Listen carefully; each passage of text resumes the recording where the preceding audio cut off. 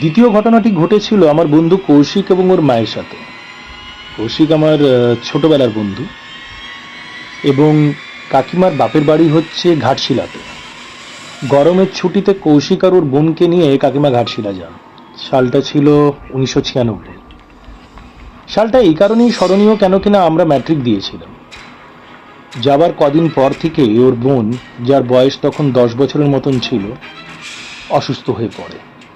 সেরকম কিছু না, তবে হালকা জ্বর, মাথা ব্যথা ইত্যাদি।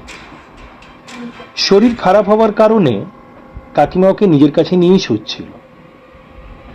হঠাৎ একদিন ভোর রাতের দিকে বেশ কিছু লোকজনের চিৎকারের আওয়াজ গোটা পরিবারই শুনতে পায়। ঘরের সামনেই রাস্তা, মেন রোড আর কি। আর যেন সেখান থেকে 2-4 জনা মিলে কৌশিকের মামার নাম ধরে যেন জোরে জোরে চিৎকার করে ডাকছে, এই যে রঞ্জনবাবু, রঞ্জনবাবু, শুনতে পারছেন? আরে আপনারা বেরিয়ে এসুন বাড়ির বাইরে। এই যে আপনারা কি কেউ শুনতে পাচ্ছেন? রঞ্জনবাবু। গোটা পরিবার আওয়াজ শুনতে পেয়ে হড়বড় করে উঠে এবং যথারীতি কাকিমারও ঘুম ভাঙে।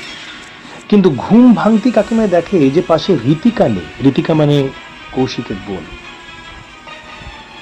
সবাই বাইরে বেরোতে যায় এবং সব থেকে আগে বেরোতে গিয়ে কৌশিকের মামা নোটিস করে যে মেন ডোরটা ভেতর থেকে খোলা, কিন্তু আবার দরজাটা ভেজানো আছে।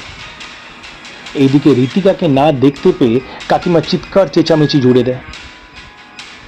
যাই হোক, সবাই মিলে বাইরে বেরোয় এবং সবাই দেখে অবাক হয়ে যায় যে উঠোন পেরিয়ে মেন গেটের সামনে রীতিকা ঘুমন্ত অবস্থায় পড়ে আছে এবং দুটি হোমগার্ড, যারা স্ট্রিট লাইটের আলোতে রীতিকাকে ওই অবস্থায় পড়ে থাকতে দেখে, গেটের বাইরের থেকে রীতিমতো চিৎকার করে ডাকছিল সবাইকে।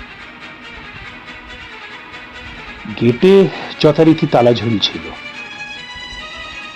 তাদেরকে ধন্যবাদ জানিয়ে রীতিকাকে নিয়ে আসা হলো ঘরের ভিতরে। গভীর ঘুমের মধ্যে রীতিকা। গোটা ঘরের পরিবেশ যেন একদম থমথমে।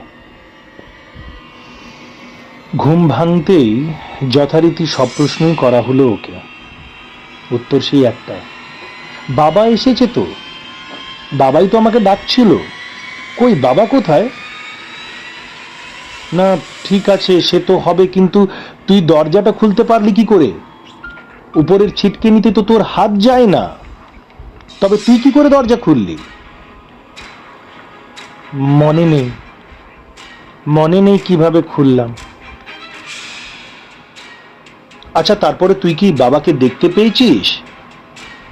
উত্তর সেই একটাই, মনে নেই। গোটা ঘরে শুধু গভীর নিঃশ্বাসের শব্দ আর একটা থমথমে পরিবেশ। কেউ বুঝতে পারলো না যে ঘটনাটা ঠিক কি ঘটেছিল। এতগুলো বছর কেটে গেল, আজও বিষয়টা রহস্য থেকে গেল যে রীতিকা কিভাবে দরজা খুলেছিল। আবার তেমনই রীতিকার স্মৃতিতে একটাই কথা আছে যে সেদিন সত্যি পরিষ্কার শুনতে পেয়েছিল, রীতিকা, মা দরজাটা খুল। হ্যাঁ আমি এসেছি, হ্যাঁ বাবা এসেছে, মা দরজাটা খুল।